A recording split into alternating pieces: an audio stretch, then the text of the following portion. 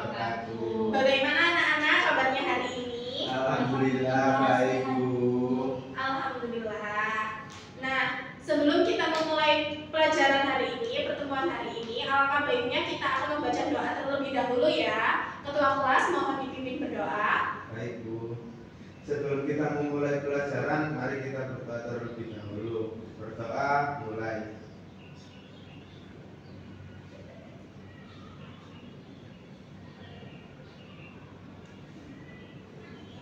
Selesai. Nah, di pertemuan kali ini ada yang tahu nggak sih kita itu akan membahas tentang apa? Pelajaran apa? Materi apa? Pelajaran apa? Saya, Bu.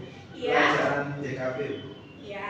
Lebih tepatnya materinya tentang apa? Ada yang tahu? Materinya mengenai teknik dasar proses produksi pada industri. Iya, baik. Jadi pertemuan kali ini kita akan membahas tentang produksi, tentang dasar proses produksi di DKV. Ya. Nah, di sini ada yang tahu apa sih maksud dari alur proses itu? Saya Bu. Iya, Mbak Aan. Maksudnya itu tahapan sebelum memulai produksi, Bu. Ya, betul sekali. Nah, di sini Ibu itu mempunyai satu problem yang harus kita pecahkan atau kita jawab.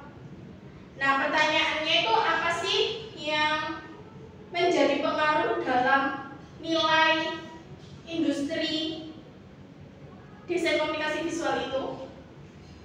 Saya, Bu. Iya, Mas Raffi.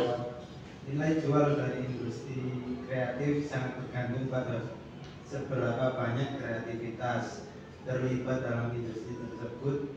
Semakin banyak kreativitas yang dilibatkan, maka akan banyak inovasi atau temuan baru. Ya, benar sekali dari jawabannya Mas Raffi. Nah, semakin kita bekerja sama pada orang yang punya kreatif, juang kreatif yang tinggi itu, kita itu akan mendapatkan inovasi atau ide-ide yang bisa kita kumpulkan jadi satu dan untuk menciptakan sesuatu hal yang baru di dalam industri desain komunikasi visual kayak gitu. Baik, ada yang masih kurang paham?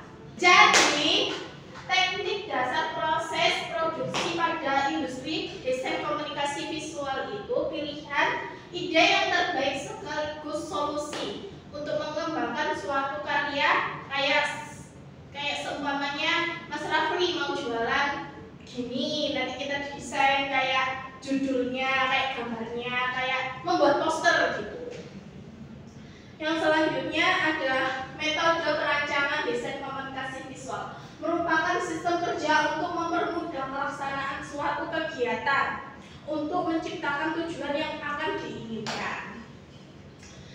Yang selanjutnya ada identifikasi data, dilakukan melalui tahapan persiapan untuk mendapatkan data melalui wawancara gitu, atau pengamatan. Jadi kayak kita akan memproduksi sesuatu kan pasti kita bertanya-tanya, kita itu akan jualan apa, terus kita itu enaknya bagaimana, kayak kepingin meniru jualannya orang lain, tapi kan kita nggak bisa kayak timbangannya berapa, ukurannya berapa, kayak gitu. Harus kayak melalui pengamatannya dulu. Yang selanjutnya ada analisis data. Proses analisis ini dapat meliputi kegiatan pengelompokan data berdasarkan karakteristiknya. Yang selanjutnya ada analisis datanya. Kayak gini contohnya. Yang selanjutnya ada perencanaan media. Tujuan media, strategi media, program media, dan budget medianya. Nah, tujuan perencanaan desain yang kreatif, teknik dasar proses produksi pada industri DKV, konsep kreativitasnya itu langkah-langkahnya dalam konsep kreativitas yang sistematis adalah bagaimana kalian menentukan agar suatu karya itu dapat terwujud. Konsep awalnya dari sebuah ide yang tidak nyata dari penggalian referensi kreativitas melalui riset penelitian atau pengembangan dari ide yang ada sebelumnya. Ada yang tahu nggak kesimpulannya itu apa dari pertemuan hari ini yang membahas tentang tentang desain yang kreatif, teknik dasar proses produksi pada industri DKV. Iya, Mbak Aan. Kesimpulannya itu proses produksi yang efektif dan efisien sangat penting dalam menciptakan karya-karya yang berkualitas tinggi dan memenuhi kebutuhan klien.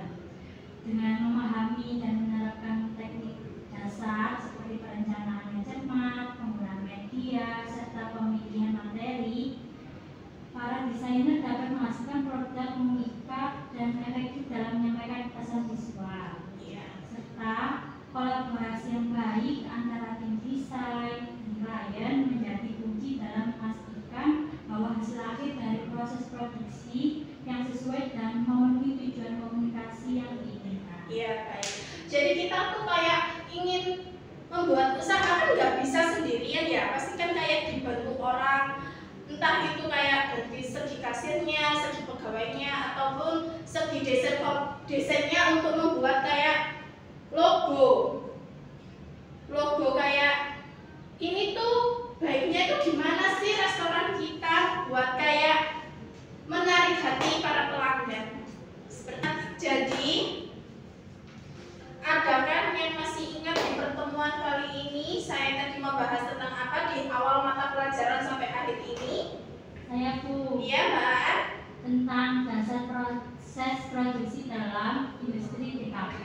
Iya, lalu Yang dimana produksi itu serangkaian tahapan sistematis yang harus dilalui dalam menciptakan karya desain komunikasi visual. Tujuannya untuk menghasilkan desain yang efektif, berkualitas, dan sesuai dengan tujuan komunikasi yang diinginkan dan memenuhi kebutuhan market pasar. baik, betul sekali. Nah, di sini adakah yang masih belum paham? Ada? Sementara waktu tidak ada ya. Nah, jadi yang mungkin yang belum paham bisa tanya ke temannya terlebih dahulu, atau kita akan membahas apa sih yang belum paham tadi di pertemuan berikutnya. Oke? Sebelum kita mengakhiri pelajaran hari ini atau pertemuan hari ini, alangkah baiknya kita akan membacakan doa terlebih dahulu agar pulangnya nanti bisa selamat sampai tujuan, yang dipimpin ketua kelas Mas Rafli. Kita mulai.